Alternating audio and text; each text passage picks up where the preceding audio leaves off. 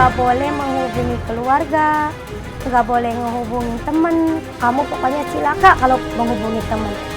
Assalamualaikum teh, bisa nggak tanggal 28, 29 teteh ke Cianjur lagi? Kalau saya pergi ke sana kemungkinan saya nggak ada di sini. Kenapa gak ikut? Dasar anak saya dia takut kemabuk jalan gitu ya, takut naik bus katanya gitu.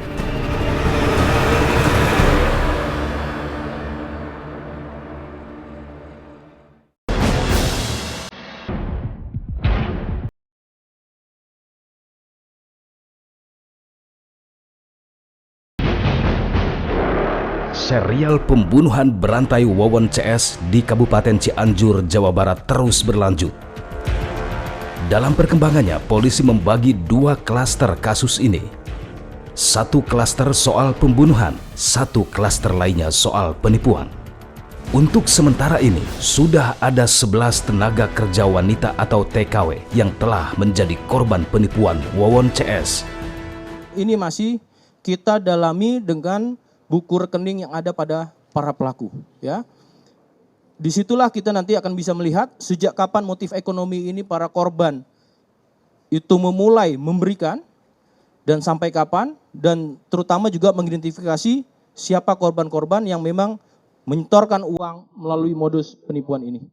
11 TKW yang menjadi korban penipuan Wawon CS adalah Siti Fatimah, Parida binti Enim, Yeni, Sulastini, Entin, Hamidah, Evi, Nene, Yanti, Aslem, dan Neng Hana Patiningrum.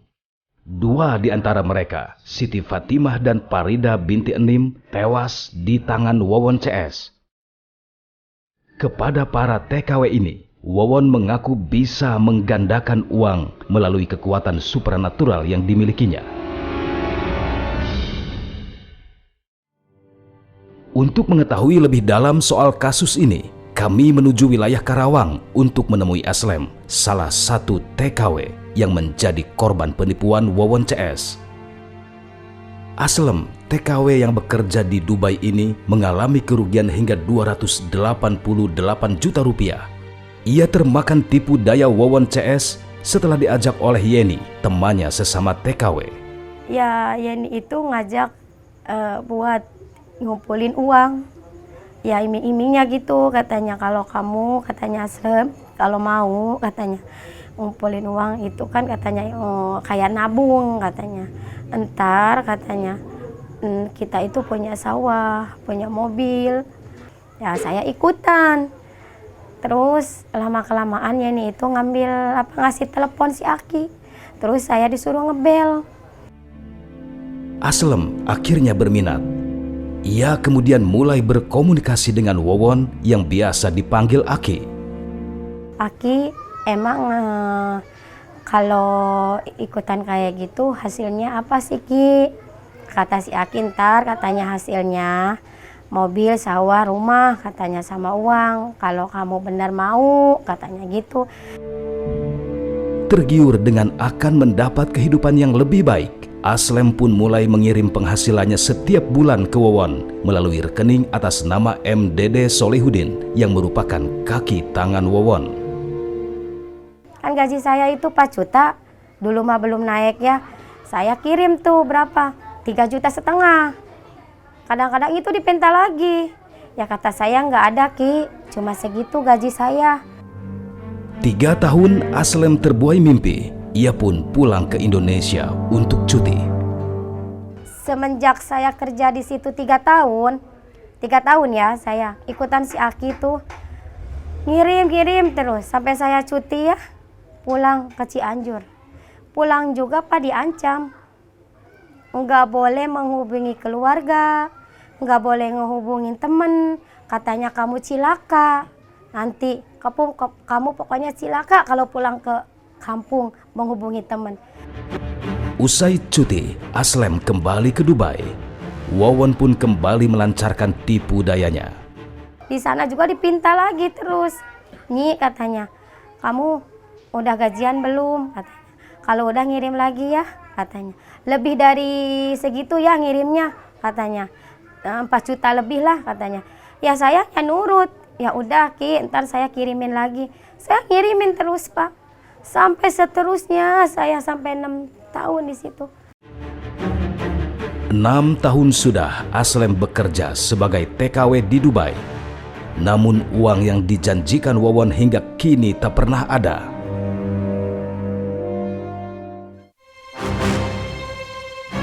Kami kembali menemui korban tipu daya Wawon. Namanya Hana Patiningrum. Ia bekerja sebagai TKW di Saudi Arabia.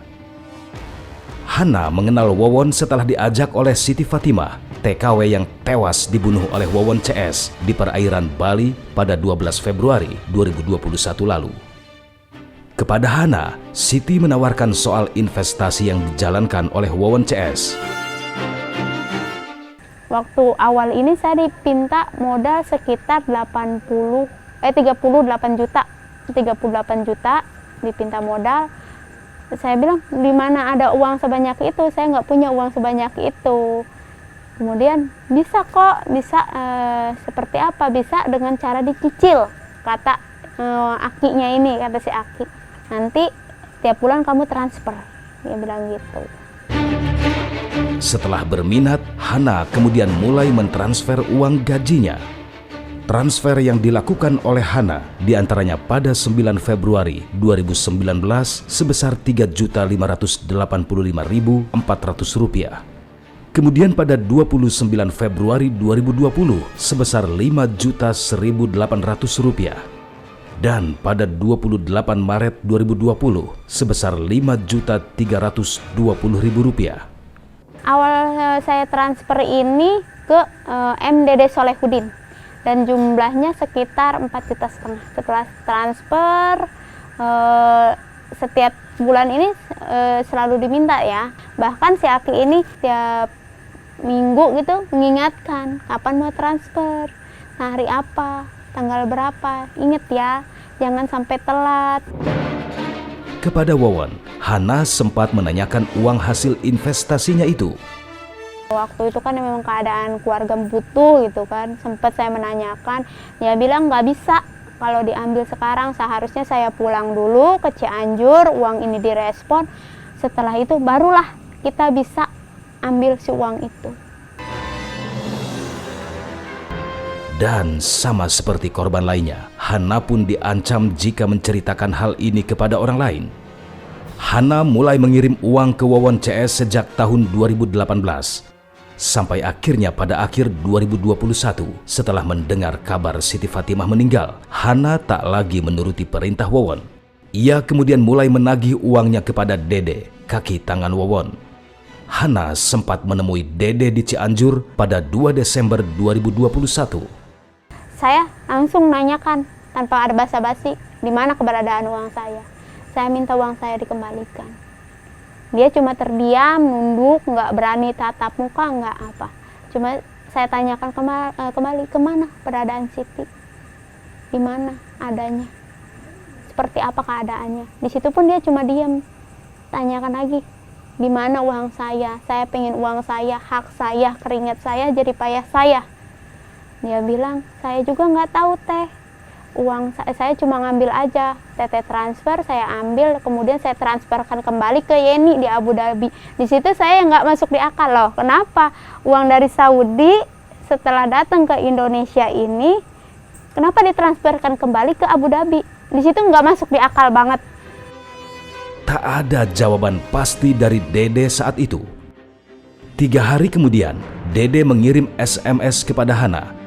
Ia meminta Hana datang ke Cianjur pada tanggal 28 atau 29 Desember 2021.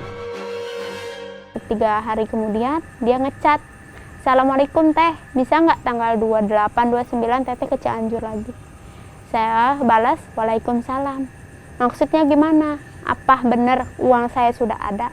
Jikalau benar uang saya sudah ada, kenapa tidak ditransferkan saja ke rekening saya? Karena saya seorang perempuan nggak mungkin bolak-balik Bekasi Cianjur. Kalau saya pergi ke sana, kemungkinan saya nggak ada di sini. Dan kebetulan tanggal 28-9 itu hujan, orang tua pun nggak ngizinin pergi karena takut kan terjadi apa-apa di jalan. Saya nggak berangkat ke sana. Nasib Hana sedikit lebih baik dari 2 kawannya Siti Fatimah dan Parida yang tewas di tangan Wawon CS. Karena bukan tidak mungkin, Wawon CS telah merencanakan pembunuhan terhadap Hana jika ia datang ke Cianjur pada tanggal 28 atau 29 tersebut.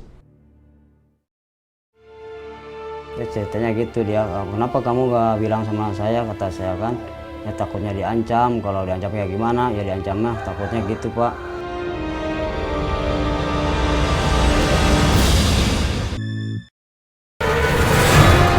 Nggak boleh menghubungi keluarga, nggak boleh menghubungi teman. Kamu pokoknya cilaka kalau menghubungi teman. Assalamualaikum teh, bisa nggak tanggal 28, 29 teteh ke Cianjur lagi? Kalau saya pergi ke sana kemungkinan saya nggak ada di sini. Kenapa gak ikut? Dasar anak saya dia takut kemabuk jalan gitu ya, takut naik bus katanya gitu.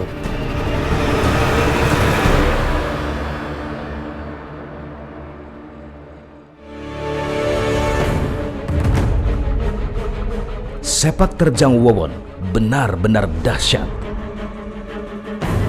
Untuk menutupi perbuatan kejinya, ia tega menghabisi nyawa anak, istri, dan orang-orang terdekatnya. Untuk sementara, korban tewas akibat kebiadaban Wawon CS berjumlah 9 orang. Mereka adalah Halimah, istri Wawon yang tewas pada tahun 2016. Kemudian Bayu, anak kandung Wawon dari perkawinannya dengan Ai Maimunah. Selanjutnya Wiwin, istri Wawon lainnya. Noneng, ibu kandung Wiwin, yang berarti ibu mertua Wawon. Dan Parida binti Enim, seorang TKW asal Bandung. TKW lain yang dihabisi oleh Wawon CS adalah Siti Fatimah. Ia didorong ke laut di perairan Bali pada 12 Februari 2021 lalu. 3 korban berikutnya yang dihabisi oleh Wawon CS adalah Ai Maimunah, istri Wawon, Ridwan Abdul Muiz, dan Muhammad Rizwandi. Mereka merupakan anak Ai Maimunah dari perkawinannya dengan Didin, suami sebelumnya.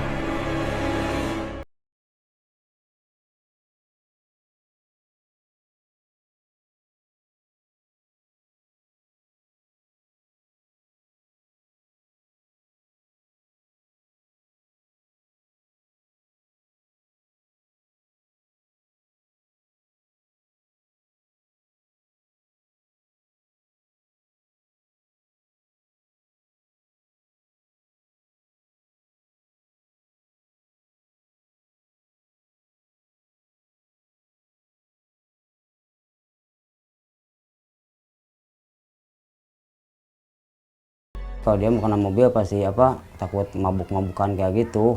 Saya juga bilang, tanya sama dia, kenapa gak ikut? Ya takut di bus, tapi dikasih uang, kasih 300, katanya gitu. Dia bilang ibunya juga nggak lama, katanya ke anak saya bilangnya 1 minggu, ya kesini lagi, ntar jemput gitu.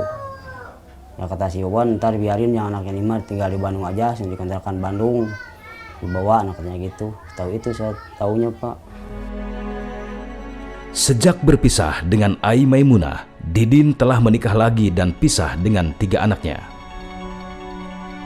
Sementara mantan istrinya menikah dengan Wawon. Sejak memiliki ayah tiri, Didin tidak tahu pasti di mana ketiga anaknya tinggal. Ya ceritanya gitu dia, kenapa kamu gak bilang sama saya, kata saya kan. Ya takutnya diancam, kalau diancam kayak gimana, ya diancamnya takutnya gitu Pak. Kalau kamu bilang sama ayah kamu, kalau sewarga Cianjur kamu itu kalau ada kesini, kamu yang diancam salah satu, katanya gitu. Ancamannya salah satu. Didin pun kecewa karena dia baru tahu kalau ketiga anaknya masih tinggal di wilayah Cianjur saat peristiwa tragis ini terjadi. Ada kabar dari Pak Kepala Desa, Bapak Dadan. Katanya saya suruh ke desa. Nah, tiba-tiba di desa saya lihat lihat foto anak saya yang Ridwan yang besar itu, ada KTP-nya kan sama Ayu. Ya itu saya kena itu, kalau Ayu anaknya si Wawon. Memang kenapa Pak ininya, katanya di Bekasi udah pada meninggal 2 orang katanya. Ya saya sedih banget Pak, saya perasaan saya masih trauma lah ngeliat anak saya juga kayak gitu kan, yang 2 tuh di Bekasi. Yang membuat Didin makin terpukul ternyata Salsa, anak bungsunya, telah putus sekolah. Saya juga kan kaget banget itu, dia gak disekolahin, kata adik kakak-kakaknya dia sekolah. Dia sering kesini kan tanya saya sekolah, disekolahin katanya, ada satu SMP ya, kata saya bagus kalau disekolahin. Oh gak ada biaya kesini aja, kan saya gak tahu alamat kamu, kata saya gitu. Nah, tiba-tiba ternyata sekarang dia gak sekolah, gak ngaji kek. Saya juga kecewa banget tuh. Entah ajian apa yang digunakan Wawon untuk memikat wanita. Karena Ai Maimunah langsung terpikat dengannya setelah bercerai dengan Didin. Dari perkawinannya, mereka dikaruniai 2 anak. Masing-masing Neng Ayu Susilawati yang selamat dari maut setelah diracun di Bekasi, dan Bayu, bocah 2 tahun yang dikubur di samping rumah Wawon. Wawon sendiri sebelumnya telah menikahi Halimah, ibu kandung Ai Maimunah yang tewas di tangan Solihin alias Duloh, teman dekatnya, yang sama-sama terjerat kasus pembunuhan berantai ini.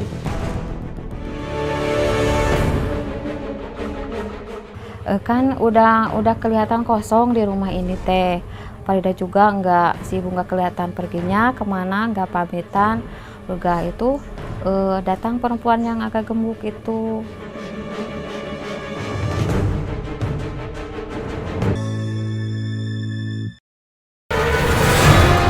Nggak boleh menghubungi keluarga, nggak boleh menghubungi teman. Kamu pokoknya cilaka kalau menghubungi teman.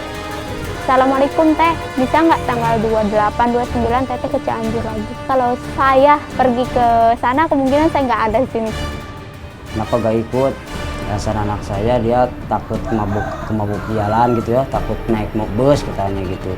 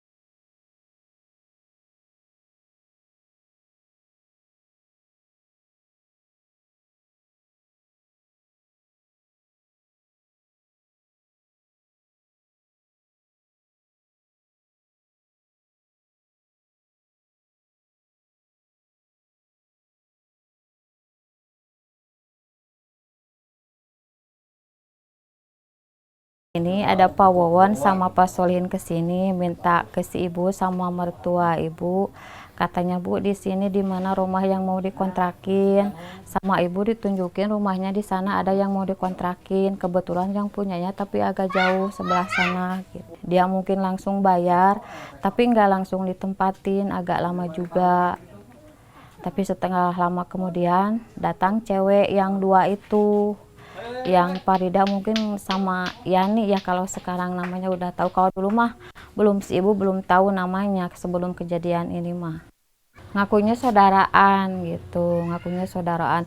Kalau yang almarhum Farida itu ngakunya istrinya, nggak tahu ya Pak Wawon apa Pak Solihin ngakunya. Kalau Yeni itu ngakunya suami istri sama Dede. Rumah ini kemudian diisi oleh Wawon CS dan 2 wanita yang belakangan diketahui bernama Farida dan Yeni. Selama tinggal di rumah kontrakan, setiap harinya Farida dan Yeni berdagang. Tak lama kemudian Farida menghilang. Tak lama, datang lagi seorang wanita bertubuh gemuk yang mengaku sebagai istri Wawon. Kan udah kelihatan kosong di rumah ini teh. Farida juga si ibu nggak kelihatan perginya kemana, nggak pamitan. Juga itu datang perempuan yang agak gemuk itu sering pakai baju hitam. Kalau di sini mah nggak pakai kerudung, sering jajan ke sini. Kalau dia yang paling sering jajan ke warung sini. Sebenarnya keberadaan orang-orang di rumah kontrakan ini sempat mengundang kecurigaan warga dan pengurus RW. Kini, polisi telah menetapkan Wawon Erawan alias Aki, Solihin alias Duloh, dan Dede Solehudin sebagai tersangka. Dalam aksinya mereka berbagi peran. Wawon berperan sebagai otak pelaku yang menyusun rencana pembunuhan, penyokong dana, serta memberi instruksi kepada Solihin dan Dede untuk melakukan pembunuhan. Sedangkan Solihin berperan sebagai eksekutor. Sementara Dede bertugas menggali lubang untuk mengubur para korban. Dede juga orang yang menampung uang milik para TKW yang menjadi korban penipuan. Perilaku Wawon, Solihin, dan Dede telah menggemparkan warga Indonesia. Mereka pun pantas diganjar hukuman mati.